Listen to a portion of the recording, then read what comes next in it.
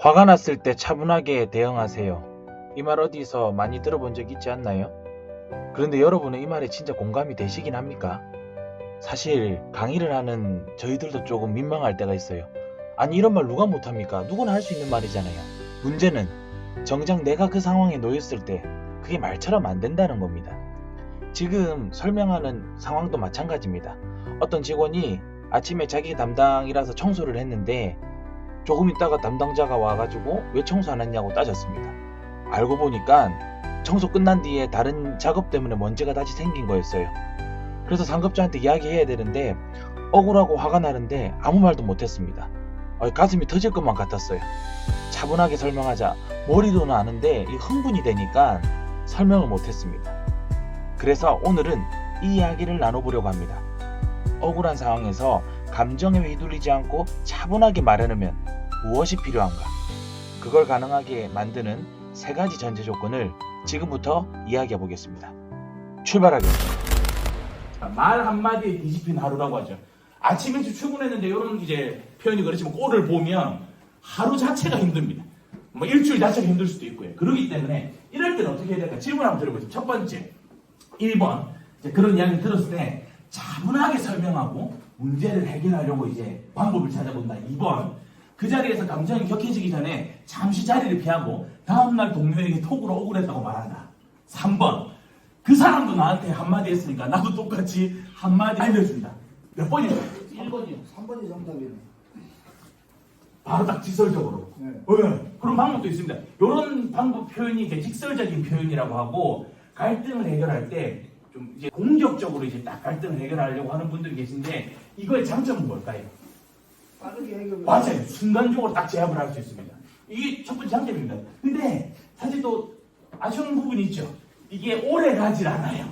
내가 완전 독재주의 국가에 내가 독재자는 상관없는데 같은 동등한 위치라고 하면 이게 순간에 잡을 수 있어요. 제가 나중에 말씀드리겠지만 언제 이런 게 통할까요? 이렇게 해라는 말씀은 아니지만 이게 갈등 상황일 때 공격적으로 딱 직설적으로 말하는 그런 상황들이 있어요. 우리나라에 있어요. 언제일까요?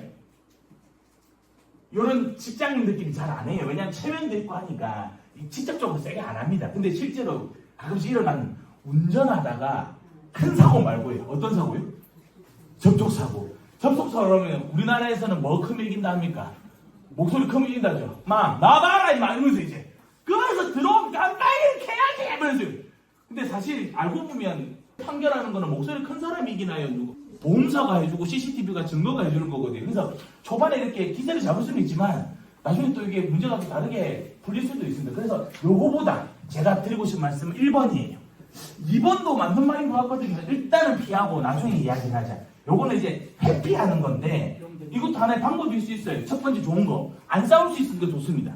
두 번째가 어떻게 돼요?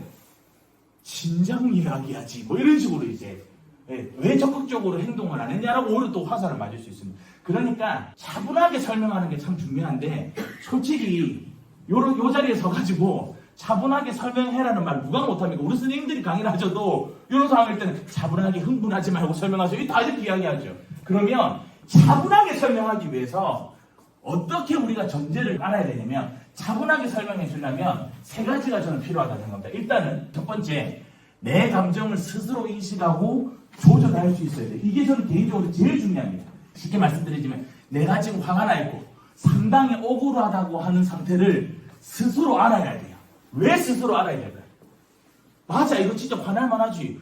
지금 근데 다른 사람들 앞에서 내보다 나이도 어린데 청소를 잘했나 못했나 이런 이야기를 해.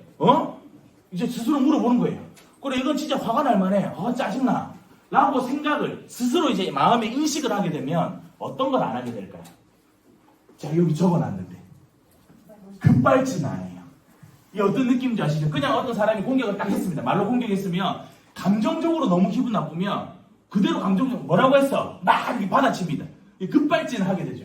그러면 안 좋은 게 뭐냐면 나중에 이런 말을 해요. 알았어. 내가 뭐 말을 잘못한 것 같은데 근데 선생님도 말을 그런 식으로 하면 안 되죠. 이런 식으로 주제가 이렇게 바뀌어갑니다.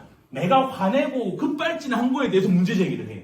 그러니까 일단은 차분하게 설명하려면 내 마음을 아는 게 중요합니다. 이거는 뭐 대화하는 이런 걸 떠나서라도 우리가 살아가는 데 있어서도 내가 어떤 상황인지를 아는 건 참 중요한 것 같습니다. 작년 이맘때 제가 어떤 사건이 좀 하나 있었습니다. 오늘도 그 다리를 지나왔는데 운전하다가 가고 있는데 자동차가 강으로 빠지면 참 편안하겠다 이런 생각이 들더라고요. 이 자살 충동이죠. 하려고 했는데 이게 펜스가 있고 하니까 이게 그리 안 돼요. 근데 이런 생각 드는 것 자체가 너무 무서워가지고 그래가지고 좀 스트레스를 너무 심하게 받아서 그런가 해가지고 이제 그 다음날 정신과 병원을 제가 갔습니다. 스트레스 약 받으러 간 거예요. 다른 게 아니라. 근데 의사 선생님이 딱 이제 검사를 하거든요. 불안감을 검사를 하고 난데 첫 마디가 뭐냐면 그동안 어떻게 참았습니까? 딱 이래요. 제가 딱 그 말 듣고 4년 동안 겪어왔던 그것 그냥 벙벙 울었습니다. 그리고 힘들면 스스로 힘들다고 할 줄 알아야 돼요. 그걸 꾹 참으니까 이리까지 병이 온 겁니다. 라고 하는 이야기가 우울증이 조금 심하면 그냥 상담 같은 걸로 해결해라고 하겠는데 이제 중증이래요. 그래서 약을 먹고 치료 안 하면 안 된다. 자살충동까지 느끼니까. 이런 이야기를 해서 제가 작년에 6개월 동안 약을 먹었습니다. 제가 그때 6개월 동안 그 고통 속에 있으면서 어떤 생각을 했냐면 상담도 받으면서 제가 어떤 생각을 했냐면 내가 힘들다고 하는 걸 내가 알아야겠구나. 이거 모르면 안 된다. 근데 저도 그렇고 혹시 선생님도 그럴지 모르겠지만 먹고 사는 게 힘들거나 사는 게 팍팍하거나 큰 사건이 타고 오면 내 감정 같은 거 먼저 생각 안 해요. 그냥 그 사건만 딱 봐요. 저 사람 나한테 왜 저러지? 이 사건이 왜 나를 힘들게 하지? 이런 거밖에 생각 안 합니다. 그러면 차분해질 수가 없어요. 해결할 수가 없습니다. 제가 왜 이런 말씀을 드리냐면 지금 이 교육을 듣는 것도 누구 때문에 듣는 겁니까? 아니 나 때문에 듣는 거잖아요. 지금 일하는 거 누구 때문에 하는 겁니까? 센터를 위해서 하는 거예요. 반해는 거 아니에요. 나를 위해서 하는 거예요. 경력을 쌓아가지고 나를 위해서 다니는 거잖아요. 근데 남들이 나한테 화를 내고 남들이 나한테 지적하는데 내 감정부터 돌아보지 않고 왜 저럴까? 라고 하면 나는 누가 그럼 보여줍니까? 그렇기 때문에 제일 먼저 알아야 되는 거 다시 말씀드리지만 내가 진짜 억울하구나. 이게 진짜 화날만 하구나. 라고 하는 걸 빨리 한번 생각을 해보셔야 됩니다. 진짜 힘들지. 그러면 이제 어떻게 되냐? 자, 두 번째. 또 차분하게 설명하려면 두 번째 전제가 돼야 됩니다. 상대를 바꾸려고 하지 마시고요. 어떻게 하면 내 상황을 이해시키려고 할지를 먼저 고민하셔야 돼요. 사람이 억울한 일을 당하거나 누가 나한테 잘못하면 제일 먼저 딱 드는 생각이 이런 단어 들어보셨나요? 요즘에 많이 쓰잖아요. 참교육을 해줘야지. 이런 이야기 하잖아요. 사회적으로 비난받을 만한 일을 했거나 누가 봐도 나한테 잘못했다고 다른 사람 그래 저 사람이 잘못했다 그러고 나는 피해자라고 이야기합니다. 그러면 이제 이런 말을 참교육을 해야지라고 하지 않습니까? 근데 다시요. 문제를 해결하기 위해서 차분하게 설명하기 위해서 전제를 해야 되는 거 두 번째가 뭐냐면 참교육 시키는 건 나중 문제입니다. 나중에 이제 해결이 되고 뭐 법적으로 그건 나중 문제고 대화가 제대로 이루어지기 위해서는 왜 이런 상황이 저 사람이 저렇게 생각을 할까? 내가 이해를 시켜야겠네. 좀 다른 의도를 가지고 내가 이야기를 해야겠네. 라고 하는 방법들을 고민해봐야 됩니다. 쉽게 제가 한번 설명드릴게요. 자, 억울한 감정이 생기죠. 나는 잘했는데 나만 욕먹는 건 불편해. 요런 생각들이 듭니다. 예. 또 상대방을 이해를 시키려고 하는 것도 분노. 저 사람은 너무 무례해. 누군가를 알려줘야 돼. 그러죠? 또 어떤 거예요? 자존심이 상합니다. 나를 함부로 대한 것 때문에 그냥 넘어가면 내가 약자처럼 느껴져. 라고 하니까 저 사람 참교육해야 돼. 라는 마인드가 생깁니다. 이게 당연한 거예요. 어떤 사람이 나를 공격하면 저 사람이 저랬구나 이런 생각 안 듭니다. 그게 당연하죠. 예수님도 아니고 부처님도 아닌데. 근데 먼저 딱 드는 생각 이런 생각이에요. 억울한 거예요. 나 잘했는데 나 아까 청소 잘했는데 다른 사람들이 짐 옮기다가 먼지 흘린 거 가지고 나한테 왜 그래? 저 사람 다른 사람들 앞에서 나한테 이렇게 무례하게 하는 건 말이 돼? 뭐 내가 이런 걸 한 번, 두 번 당하다 보면 약한 사람이 될 수 있으니까 그래 화를 내야겠다 하면서 이제 막 분노를 하는 겁니다. 그러면 이제 문제가 해결이 안 되고 싸움이 일어나는 거죠. 자, 그러면 왜 이런 일들이 내 마음속에 일어나는지 잠깐 보자면 억울한 감정이 드는 것 실제로 그 내 마음 안의 욕구를 보면 나도 인정받고 싶다 이거거든요. 어쩌면 내가 청소를 했는데 인정을 받아야 되는데 인정을 안 해주니까 그게 억울한 거예요. 이게 내 욕구고요. 왜 화가 날까요? 네, 질서 정의를 회복하고 싶으니까 똑바로 나보고 잘못했다고 하는 걸 회복해야 되니까. 세 번째, 자존심 상하는 거예요. 나 존중받고 싶어요 라고 하는 게 마음속에 깔려 있는 겁니다. 그래서 이거를 우리가 지켜내면 차분하게 설명을 할 수 있습니다. 어떤 문제가 딱 생겼을 때 때려고 딱 때려박거나 이제 뭐 싸우거나 이렇게 딱 이게 정의구현하려고 이야기를 하면 하지 말라는 뜻이 아니에요. 할 말은 해야 되고 뭐 갈등이라고 하는 게 저는 필요할 때도 있다고 생각하거든요. 근데 그 순간 문제를 해결하기 위해서는 이렇게 바로 급발진하는 것보다는 왜 이렇게 참교육을 시키거나 급발진을 하면 왜 갈등이 더 생기는지를 잠깐 말씀을 드리면 첫 번째, 상대도 방어적으로 행동. 간단하게 이야기하면 제가 화를 내요. 그럼 상대방 웃을까요? 따라 화를 낼까요? 왜 그랬어? 하면 그럴 수도 있겠다. 이렇게 안 할 거 아니에요. 상대방도 마찬가지로 딱 마음을 딱 닫고 임마 왜 이래? 딱 하면서 이렇게 뭔가 경계를 합니다. 그렇기 때문에 창교육을 한다, 급발진을 한다 했을 때 갈등이 풀리지가 않습니다. 두 번째, 감정을 감정으로 되갚는 악순환이 생깁니다. 나는 문제를 해결해야 돼. 편의점에 일이 너무 많으니까 요 동료 직원한테 부탁을 하려고 이야기를 했는데 선생님 그것도 못하냐고 이렇게 저한테 감정적으로 자극합니다. 그럼 나도 감정적으로 대받아치면 싸움이 나겠죠? 그럼 실제로 편의점의 어려운 업무는 그냥 내 혼자 다시 다 해야 되는 겁니다. 그래서 이게 악순환이 될 수 있는 거고, 세 번째, 문제는 그대로고 관계는 더 멀어집니다.